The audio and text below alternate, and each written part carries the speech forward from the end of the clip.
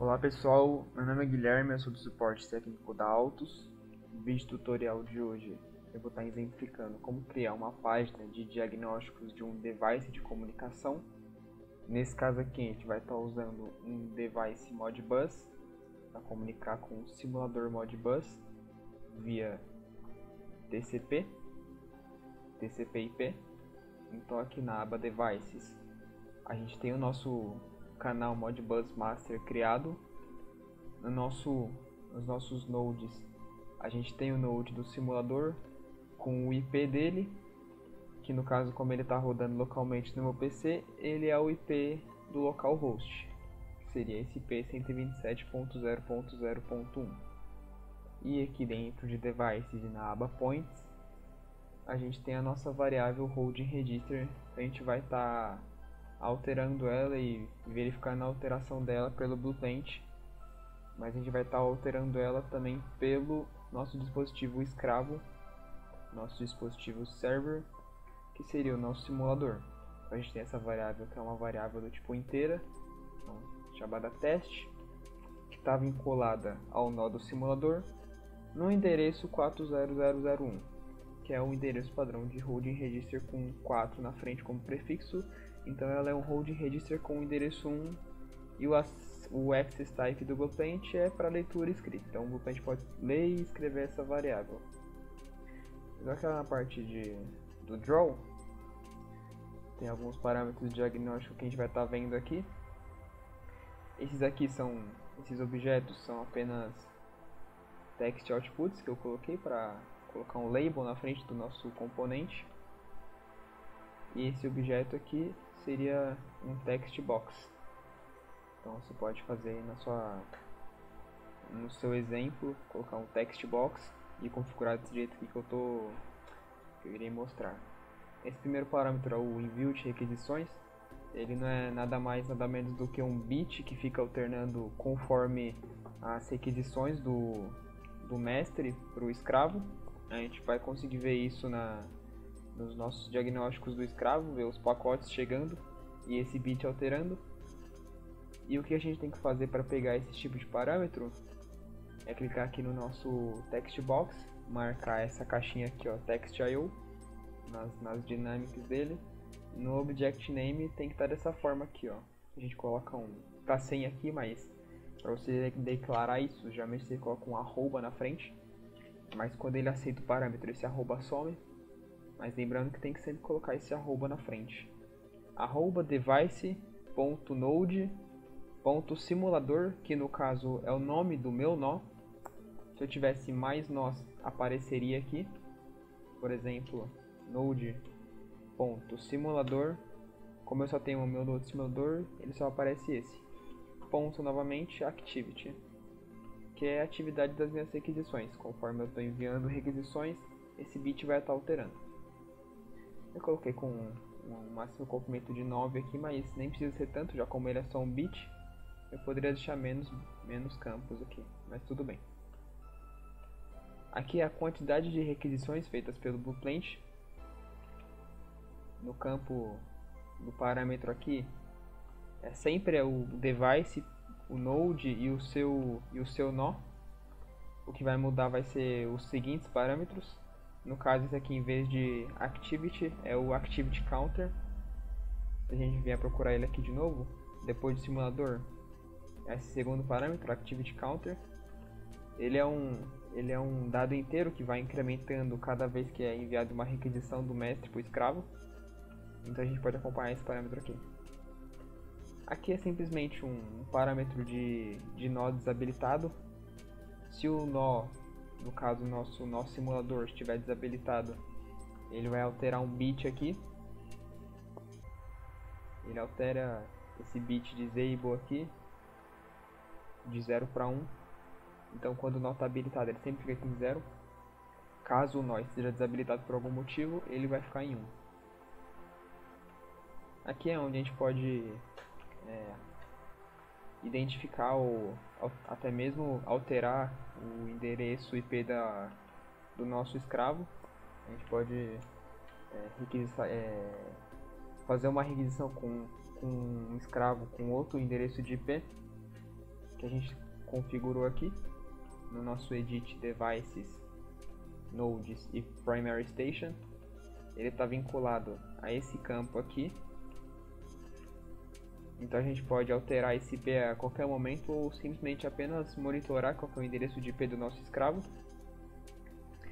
Então o comando é device.node.simulador.primarystation. Ele vai mostrar o nosso endereço de IP, a nossa porta que está conectada e o nosso endereço de escravo, que no caso é o endereço 1. Aqui é o status do nó, para ver se ele apresenta algum erro. O comando é device.node.simulador.status. Geralmente ele fica no valor 0, se não tiver nenhum status. E esse componente aqui não é um text box, ele é um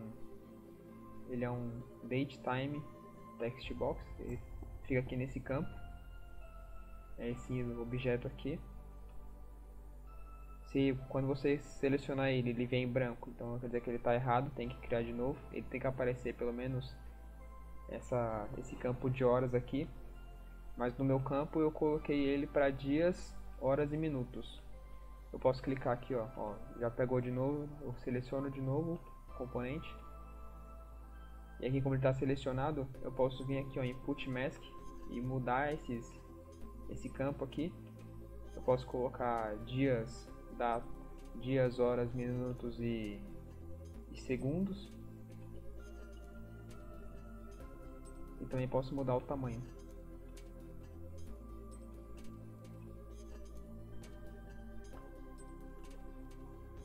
Esse componente, ele não, por padrão, você não precisa configurar ele no Dynamics.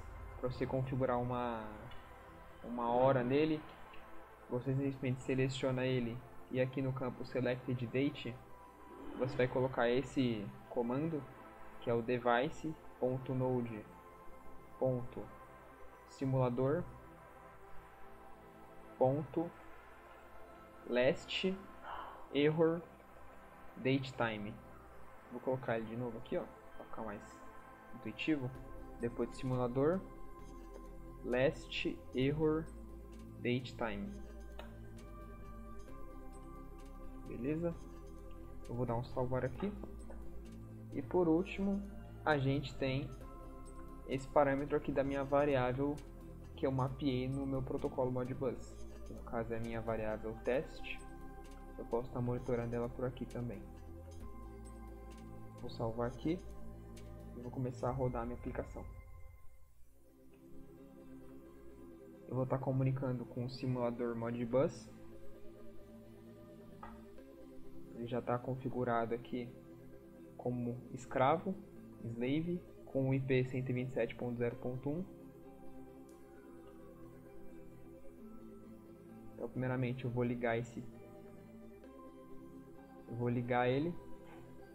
Percebam aqui que já começou esse envio de requisições já ser alterado. Se a gente vir aqui em displays, em statistics,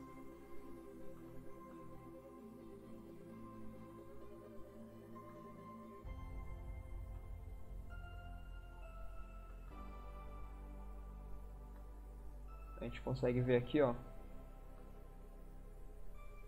essas requisições sendo enviadas do mestre para o escravo.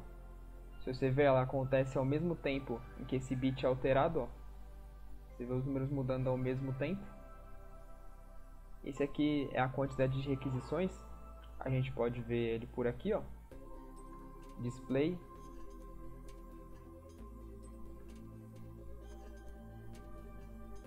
Aqui, ó. Number of requests. O número está um pouquinho diferente porque eles não estão sincronizados.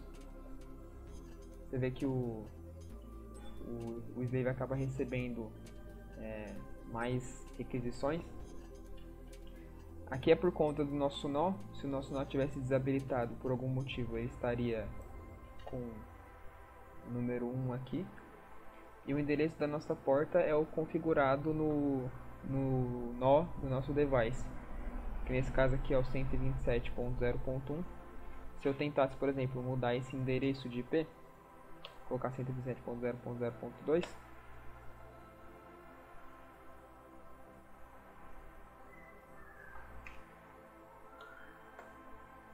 a comunicação já não estaria funcionando. Se eu colocar aqui um 92, você vê que ele já me retorna um erro aqui, um status do nó. E você percebe também que ele grava aqui, ó, nessa data do último erro, ó, exatamente o horário desse último erro. Se eu vier repetir esse erro aqui, por exemplo, a zoom 41, ele vai estar mostrando para mim nessa variável. Eu vou retornar agora para o 127. Percebam que o status do nó voltou para 0, então quer dizer que o nó está ok de novo. Aqui a gente já tem a nossa data do erro, como a gente estava comentando. E aqui a gente tem o valor da nossa variável. Eu posso vir aqui no nosso simulador Modbus. Eu vou vir aqui em Displays, em Hold Registers. É o valor aqui que eu tenho na minha Hold Register 40001, que nem está configurado no Blueprint. Vou dar um duplo clique aqui, colocar uma variável 2345, accept, e ele altera para mim ali.